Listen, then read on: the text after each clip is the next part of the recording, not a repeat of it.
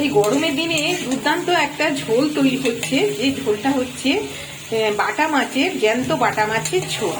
তো দেখুন, আলু, পেঁপে, ঝিঙে, বড়ি দিয়ে বাটা মাছের ঝোল করবো। আর এখানে কড়াতে সর্ষের তেল দিয়ে জিরে ফোড়ন দিয়েছি। জিরে ফোড়ন দিয়ে আলু আর পেঁপেটা একটু ভেজে নিচ্ছি। এবারে দিয়ে দেবো লবণ পরিমাণ মতন। মশলা বলতে কাঁচা লঙ্কা, জিরে আর আদা। আলু পেঁপে ভাজা ভাজা হয়ে গেছে, এবার দিয়ে দিচ্ছি হলুদ।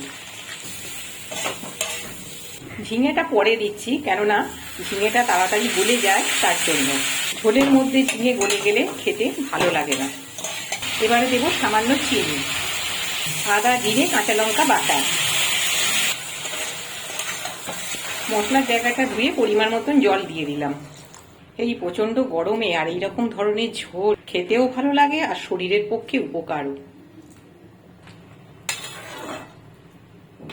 গরম ভাতের সাথে লেবু দিয়ে এইরকম ঝোল এই গরমের দুপুরে দারুণ।